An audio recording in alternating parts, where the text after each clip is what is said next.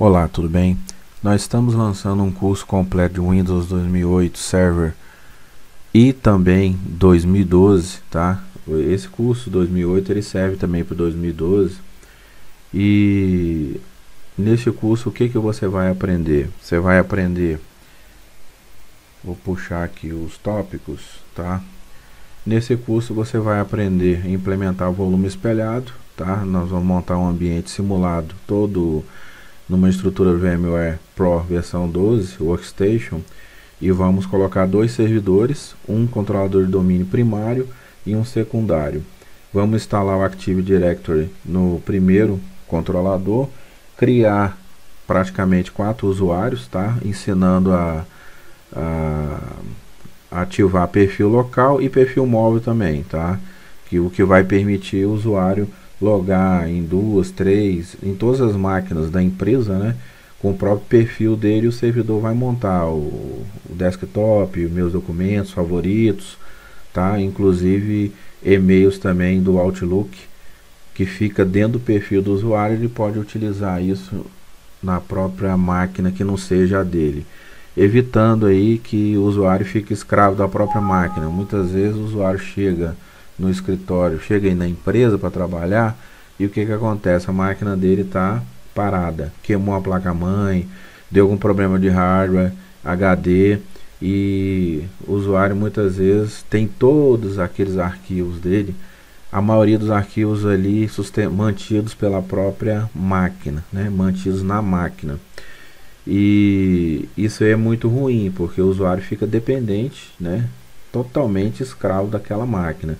O perfil móvel ele vai permitir que o usuário logue em qualquer máquina da empresa e o próprio servidor vai montar a área de trabalho dele, ele vai colocar os documentos dentro do perfil de usuário dele e vai permitir ele trabalhar normalmente, mesmo com a máquina dele parada.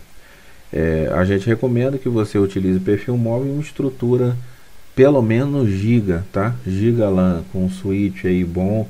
Não adianta montar perfil móvel numa estrutura que usa switch não profissional, né? Switch amador. Você vai ter muito problema porque isso aí aumenta muito o tráfego, o volume de dados aí na rede da empresa. Agora, a gente também, na sequência, nós vamos ensinar vocês a trabalharem com scripts automatizados para execução de tarefas, como, por exemplo, instalar a impressora.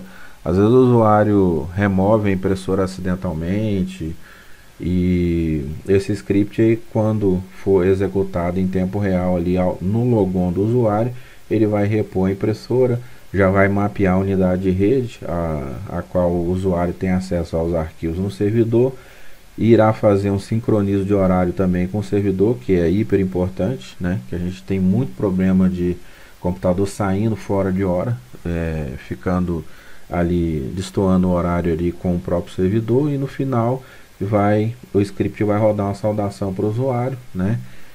Falando para ele bom dia, boa tarde, boa noite, e falando que ele está ingressado na rede corporativa da empresa tal e que ele vai ter acesso a determinados arquivos, né? Ali estipulados pelo gestor da empresa. Nós vamos ensinar também a criação de GPOs, que são políticas administrativas, tá? Políticas de grupo para cada usuário, para que o usuário não pense que não se sinta em casa, né? E utilize o computador da empresa como se estivesse na sua própria casa. Muitas vezes já acontece muito dentro das empresas, o usuário troca o papel de parede, coloca lá o filho dele na área de trabalho, aí o dono passa e fala, o que que é aquilo ali? Aí você fica assim sem responder, né? Porque você não tem muitos administradores de rede, instala aí um servidor na empresa, coloca lá o servidor, deixa ele parado, e o servidor não tem nenhuma função de servidor. Na realidade, ele é o que? Ele é simplesmente um computador conectado à rede e que tem um banco de dados que roda o sistema gestor da empresa, mas não tem nenhum controle, não tem nenhuma administração, ou seja, o servidor não manda na rede, né? O servidor ele não consegue administrar porque não tem nenhuma política que impeça e que determine aquilo que o usuário pode fazer ou não, está autorizado a fazer ou não dentro da rede da empresa.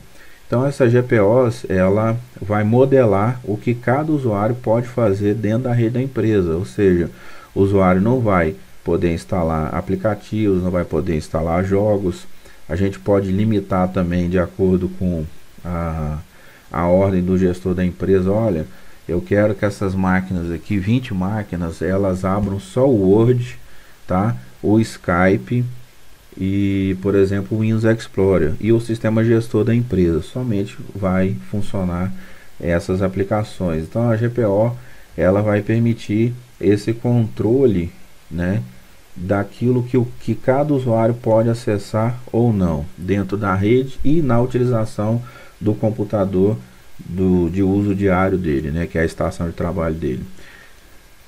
Nós vamos implementar também um serviço de cópia de sombra, que é hiper importante, é mega importante hoje dentro da empresa, salva muitos administradores de muitos dissabores, de muitos problemas com relação à perca de arquivos, tá? A perda de arquivos. Por exemplo, o usuário está construindo uma planilha e fica ali 6 meses fazendo aquela planilha ali de estoque, de controle financeiro, de análise de produção, e você tem um backup que você faz diariamente, tá? Mas vamos supor que esse backup aí é feito numa unidade externa e essa unidade venha a dar um problema, né? Esse HD venha a dar um problema, ou falhe, o sistema de backup seu falhe e o usuário precisa daquele arquivo naquela data e você não tem. A cópia de sombra, ela vai fazer uma programação, um agendamento aí de backup programado diariamente e ela não falha, tá? Ela é uma cópia que ela é bem precisa e a execução dela realmente acontece e a gente consegue reaver as versões anteriores dos arquivos que cada usuário utiliza diariamente, né? Bom, na realidade nós vamos implementar um controlador de domínio secundário para replicação de todos os objetos do Active Directory, ou seja, nós vamos adicionar à rede um controlador de domínio secundário que vai, caso o primeiro servidor venha dar uma pane, que muitas vezes acontece, e um servidor às vezes já tem idade, já está aí com 5, 6 anos de uso, e é uma placa-mãe difícil de encontrar, você pega um IBM, ou um Lenovo, ou um Dell, e muitas vezes a empresa pode ficar parada aí esperando aí no mínimo um dia, 2, esse servidor voltar em produção, em operação, não voltar em produção. Então esse servidor secundário, de controlador de domínio secundário, ele automaticamente, o que nós vamos fazer? Nós vamos ensinar ativar o serviço DHCP. Nós vamos deixar o DHCP instalado no primeiro servidor, com todos os IPs e reserva de MAC já definido. Servidor 1 parou, nós vamos migrar, já vai estar exportado o DHCP, nós vamos simplesmente importar o DHCP para o servidor 2, tá? E fazer com que o servidor 2 atenda todas as solicitações de logon de todos os usuários da rede. É uma maneira de você fazer de forma por atacado, né?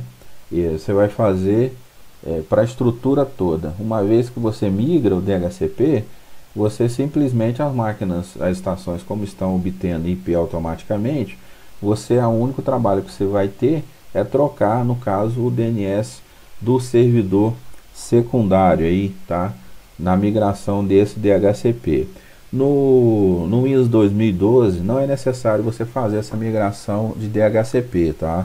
No caso aí, exportação e importação. O 2012 já tem o serviço DHCP failover, tá? Quando o DHCP 1 para, do servidor controlador de domínio primário para, automaticamente ele identifica que está off e migra, já tem todos esses elementos, essas informações no DHCP 2, tá? Isso aí é só no caso do Windows 2008 Server, somente 2008. De 30 a 40 minutos já vai estar funcionando a partir com atendimento do servidor 2, tá? Porque o servidor 2 ele é um controlador de domínio e ele detém todos os objetos do domínio, no caso, com usuários, computadores, GPOs, os scripts, ele vai ter todos os objetos e todos os elementos do AD incorporado nele, atualizado, tá?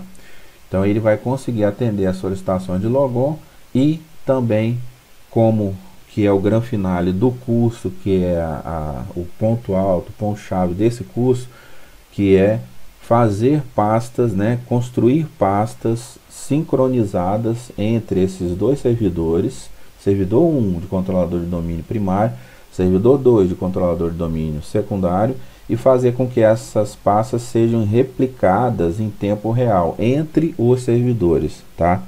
Então, por exemplo, servidor 1, vamos imaginar a situação, parou, o servidor 1 parou, não tem o menor problema.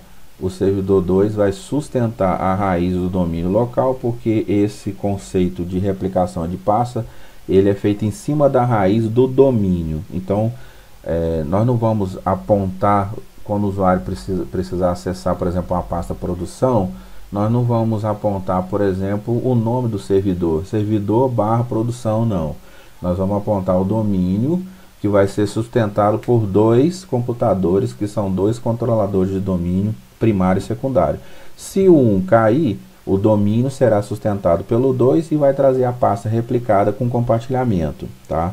Então o usuário vai acessar quando esse servidor 1 cair, o usuário não vai enxergar essa queda.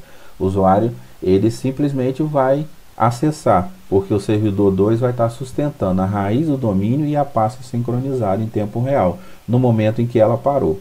Futuramente, aquele servidor 1 parou, qual o trabalho que o gerente de TI vai ter? Ele vai tirar o computador para dar manutenção e os usuários vão continuar trabalhando normalmente. Depois ele vai, se for um problema de sistema, ele vai reinstalar o sistema, vai fazer funcionar e a gente vai fazer uma configuração de modo que essas informações que entraram nesse servidor, por exemplo, se ele ficar 3 dias trabalhando para a empresa, ele vai sofrer várias alterações de arquivos. No caso, o Microsoft DFS, que é esse serviço esse sistema de distribuição de arquivo em rede, em tempo real, com pastas sincronizadas, o que ele vai fazer? Ele sabe quais arquivos sofreram a atualização e vai migrar essas informações para o servidor 1, desde que seja feita a configuração ideal e precisa para que ele receba essas informações, tá? No caso, manter as mesmas características do servidor, no caso IP, nome, DNS. Se for feito a réplica de acordo com o que foi feito primeiro, vai funcionar e vai voltar essas informações tudo normalmente, tá?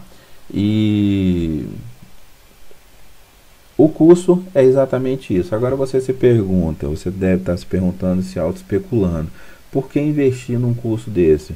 Hoje eu tenho fórum, tenho YouTube, eu tenho vários fóruns, eu tenho suporte da Microsoft TechNet, eu tenho várias informações na internet que eu posso estar buscando, mas você tem muitas informações de várias pessoas que têm conhecimento teórico, podem também ter conhecimento prático, obviamente, né?